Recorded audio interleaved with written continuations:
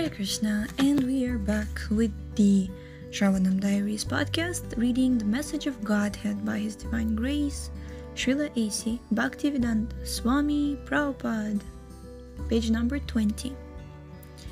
Everyone who happens to take his birth in India is a potential benefactor of others, because it is on Indian soil that the culture of transcendental knowledge has been more elaborately presented from ancient times to the present.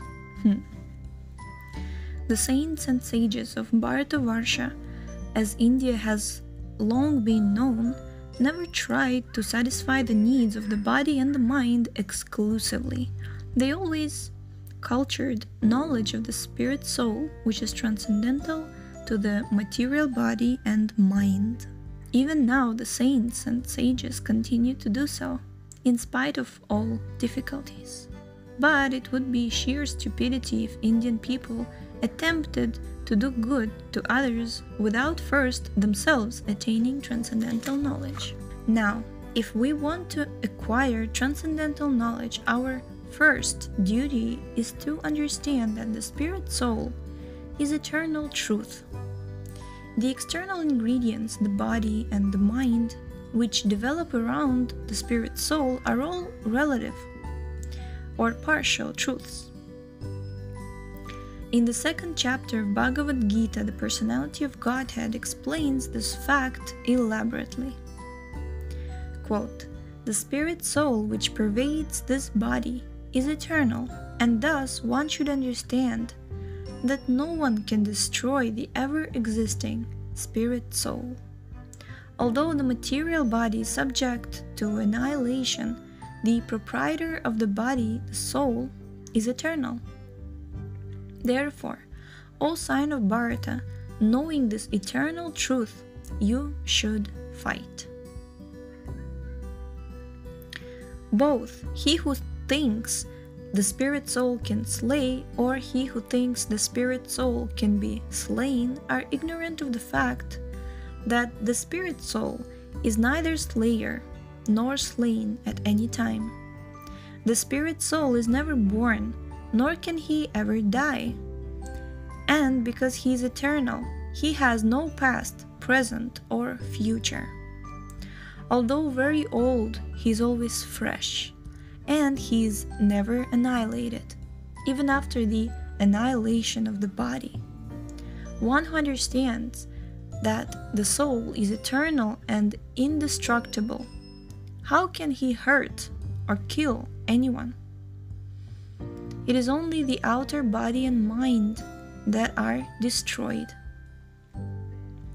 The body and the mind are just like a person's outer clothes. When his clothes are old, a person discards them and puts on a new set of clothes. Similarly, when the soul gives up his old body at death, he takes on a new body. The spirit soul can never be cut by a sharp sword, burned by fire, or affected by water or air. Thus, the spirit soul is eternally indestructible, non-flammable, non-evaporable, and non-corrodible. He is permanent, all-pervading, and eternal. He cannot be explained by any human language, nor can he be perfectly conceived of by any human mind. He remains always unchangeable. Knowing all these facts, one should not lament over the death of the body." Unquote. In the language of Bhagavad Gita, the spirit soul is called Kshetragya, the knower of the field, whereas the body and the mind, the coverings of the spirit soul, are called the Kshetra, the field. In the 13th chapter of Bhagavad Gita, the personality of Godhead, Shri Krishna, discusses the subject matter of Kshetra and Kshetragya, and also Prakriti, nature of the phenomenal world, which is enjoyed, and Purusha, the enjoyer of the phenomenal world.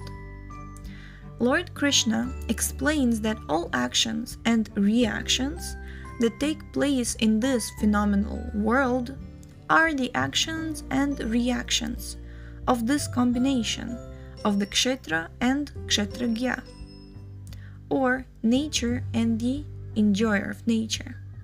For instance, rice paddy is produced by the action and reaction of the field and the tiller, or a child is begotten by the combination of Prakriti, the enjoyed, and Purusha, the enjoyer.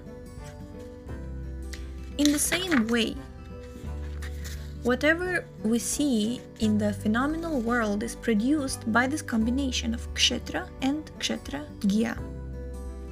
The Kshetragya is the living entity, whereas the Kshetra is the material that the living entity exploits.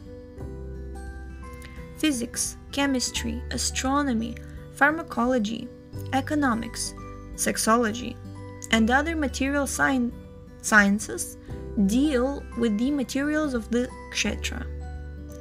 But the science that deals with the spiritual existence pertaining to the kshetragya reveals transcendental knowledge. Real culture of knowledge, therefore, pertains not to the kshetra, but to the kshetragya.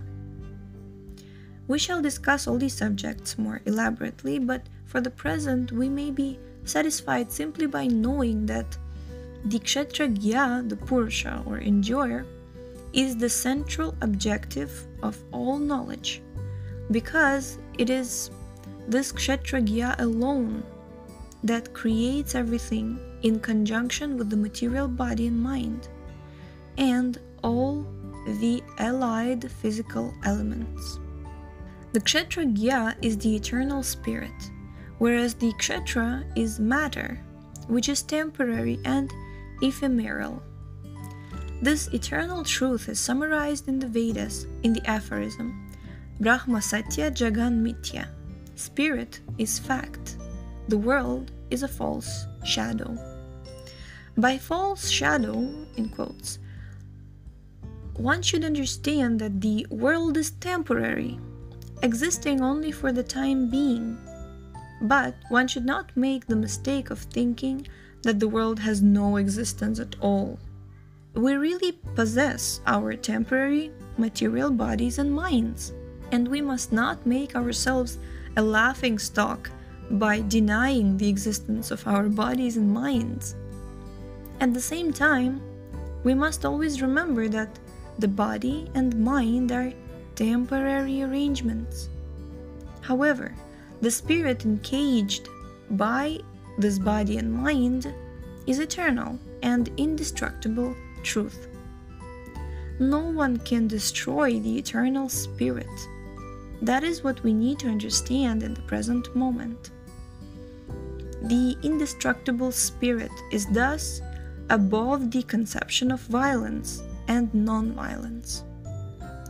Today, the whole world is mad after the culture of knowledge in relation to temporary arrangements for the gross material body and the subtle material mind.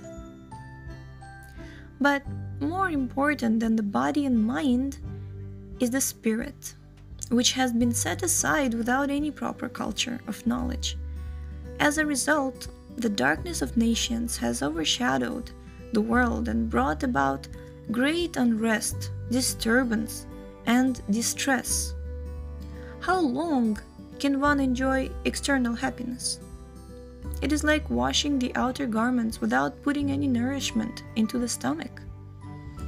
Real nourishment comes from gaining knowledge of the eternal truth, the indestructible spirit, which exists as the living entity in each and every body. The living entity is very minute, finer than the finest atom. Learned experts have said that the size of the soul is approximately 1/10,000th part of the tip of the hair. Like a tiny dose of a potent medicine, the soul spreads its presence all over the body. Thus, we should understand that the sensitivity we experience to even the slightest touch on any part of the body is due to the presence of the spirit spark throughout the body.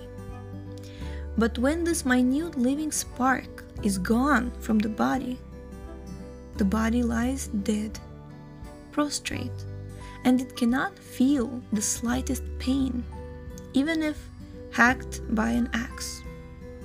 That this minute living spark, the spirit, is not a material thing is indicated by the fact that no material scientist has ever been able to create a living spark by any combination of material substances. Whatever can be created by the manipulation of matter is destructible and temporary. But since the living spark is indestructible, the material scientists must accept the fact that the living spark cannot be duplicated by material science.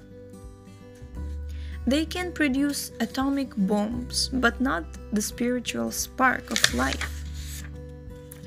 Material scientists have made much advancement all over the world, but regrettably, these advanced scientists have made no attempt to understand the spiritual spark, the spirit, which is always the most important subject. This is their gross ignorance, this is their helplessness.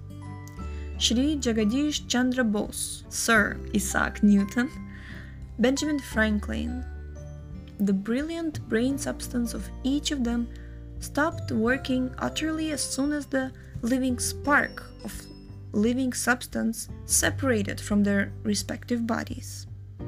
If it were possible to create this living substance by chemical or physical combination of matter, then surely some disciple or some of these great scientists would have brought them back to life, and would thus have prolonged their scientific contribution to the world. But no material scientist can create the living spark by any material arrangement, and those who say they can do so in the future are the greatest of fools and hypocrites. The living spirit is eternal. He has no end and no beginning, and thus can never be created by any method whatsoever. After all, it is within our experience that every created thing is subject to annihilation. The eternality of the spirit soul is proved through its non-creatability by material means. And thus one who thinks that he can destroy the living spark also does not know anything about it. The personality of Godhead, Sri Krishna, therefore emphatically declares that the living entity, being spirit, is never born. The living entity exists eternally and has no past, present, or future. The spirit is never annihilated, even after the annihilation of the material body. Nor does he grow or diminish by repeated material births and deaths of the body. The spiritual entity is ever fresh and new, although he is the oldest of all. He is always different from the material body and mind, which are always subject to death and annihilation. Thank you so much for tuning in today, and the link to this book is in the description, so please check it out, and we will see you next time. Hare Krishna!